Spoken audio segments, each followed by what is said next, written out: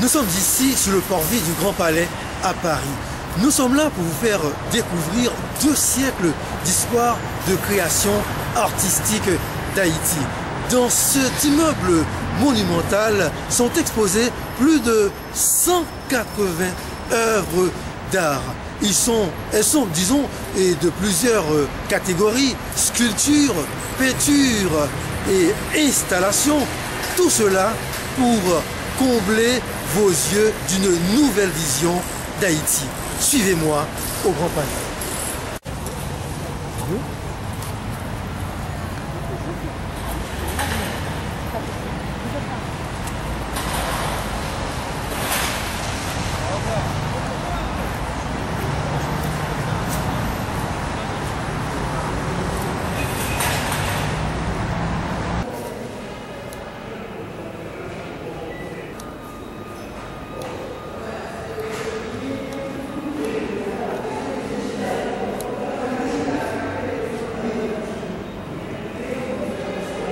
Et Madame Pérodin, nous sommes ici dans un espace monumental au Grand Palais où sont exposées plus de 160 œuvres d'art. La question que je voulais vous poser, quelle histoire veut-on raconter dans une aussi grande exposition? Éclairez-moi. Haïti, 2 siècles de création artistique, évidemment, il s'agit de l'histoire de la création haïtienne. Mais nous n'avons pas voulu donner à cette exposition un caractère essentiellement historique en faisant un déroulé chronologique. Nous avons voulu établir un dialogue entre le présent et le passé, question de pouvoir définir, dégager des traits qui pourraient nous permettre de repérer dans le temps certaines pratiques qui vont se répercuter peut-être, oui, peut-être pas, dans le présent. Et nous savons qu'il y a une habitude d'identifier la genèse, de remonter la genèse de l'art haïtien à la création du centre d'art. Il est évident que le centre d'art a joué un rôle fondamental dans l'émergence de l'art naïf en Haïti. Mais l'art haïtien en tant que tel a nettement précédé la fondation du centre d'art. J'ai beaucoup de tableaux. Et nous avons dans notre chapitre chef, nous avons pu mettre en dialogue des œuvres de Colbert Lochard du 19e, de Séjour Le Gros du 19e et même de Giraudet Roussy du 18e, avec des œuvres de Mario Benjamin, des œuvres des peintres animaliers comme Fritz Lamour, comme Jasmin Joseph. Il s'agissait pour nous de dégager, de retracer le regard que l'artiste jetait sur la vie politique en Haïti et sur le chef en particulier. Et nous avons pu suivre ce cheminement avec lui et j'invite le public à le faire aussi. Une installation vidéo que j'ai appelée Tragédie tropicale. Voilà, c'est une installation que j'ai conçue et réalisée à Cuba, à Havane, en résidence, et qui parle un peu des stéréotypes de la Caraïbe. Oui, mais pourquoi et ce choix et que notre Franck Etienne national aurait dit le zozobisme? Comme j'ai dit, je joue avec les stéréotypes, donc j'ai encore pris les stéréotypes. Okay. Donc j'ai fait une sélection, de modèles qui étaient bien achalandés. Et parlez-nous un peu des catégories de choix. Des catégories de choix.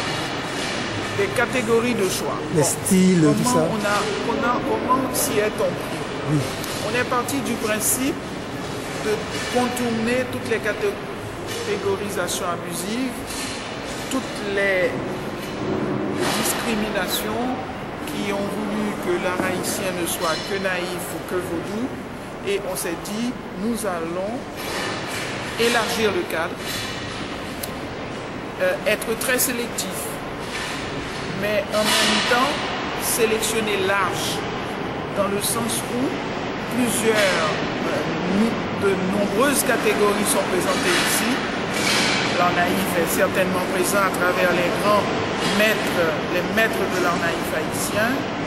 Nous avons des œuvres qui nous viennent des péristyles, nous avons des œuvres qui nous viennent des loges maçonniques. Nous avons des œuvres qui nous viennent des ateliers des artistes et nous avons établi justement ce dialogue dont j'ai parlé entre ces œuvres-là. Donc les œuvres contemporaines, les œuvres anciennes, les œuvres modernes sont en dialogue dans cet espace qui est conçu d'ailleurs comme une installation.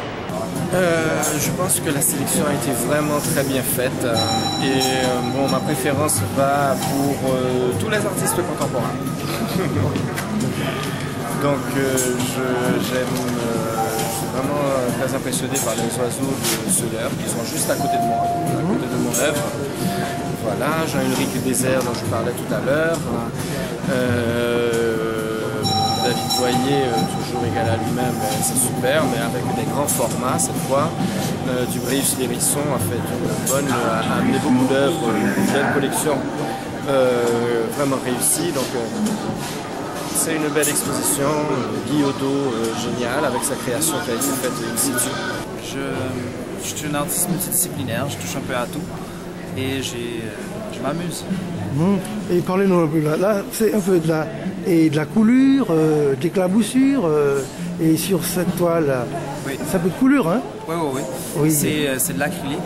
Okay. Je travaille avec des bâtons à l'huile et de l'acrylique. Pour ces tableaux-là, en fait, c'est des tableaux qui ont été réalisés il y a à peu près 2-3 ans. Donc, okay. Ouais, c'était ma manière de travailler à cette époque-là. Ok. Et dites-nous, et vous avez pu voyager un peu dans cet espace. Vous avez pu remarquer d'autres peintures, là, oui. D'autres œuvres. Et qu'est-ce qui vous a marqué là? Mais le travail de Sébastien, déjà, que j'adore. C'est un très bon ami à moi et j'ai toujours adoré son travail. Le travail de Mario aussi, qui est sur la pylône là-bas, qui est quand même assez imposant. Donc, ouais, le travail de Télémaque aussi, que j'ai vu en arrière, est quand même assez captivant. Puisqu'on parle de choix, et nous n'avons pas vu de photographie et tout cela. Oui, il est évident que le choix ne peut pas être exhaustif, pour plusieurs raisons.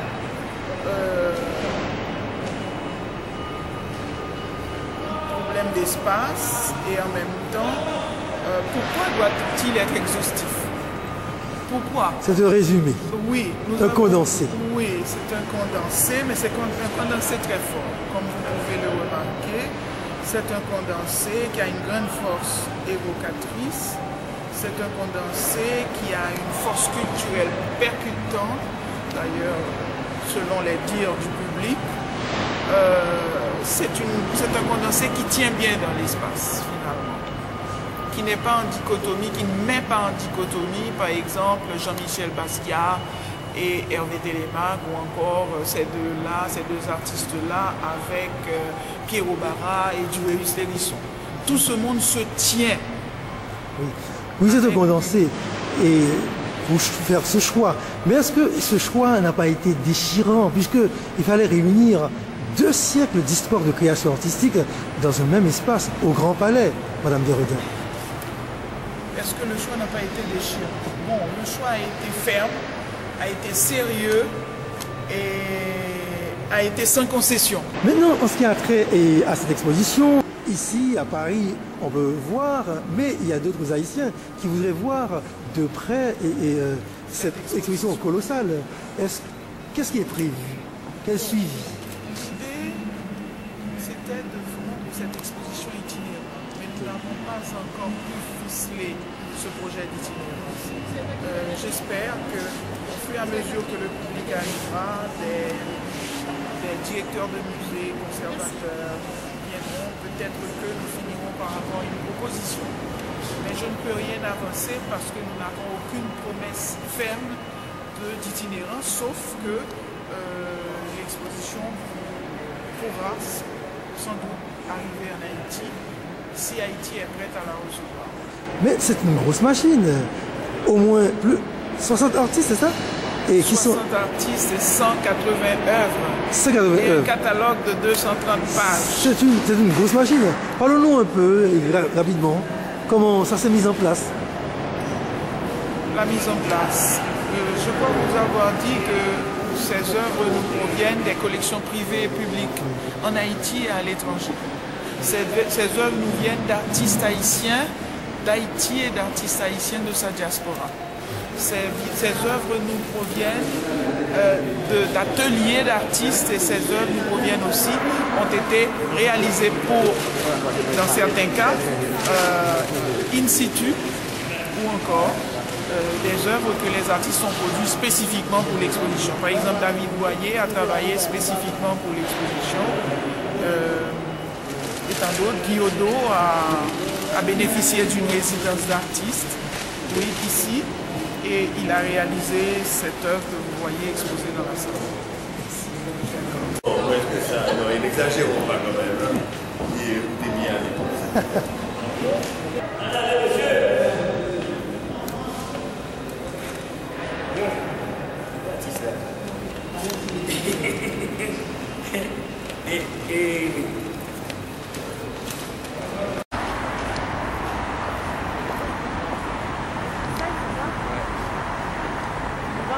Voilà.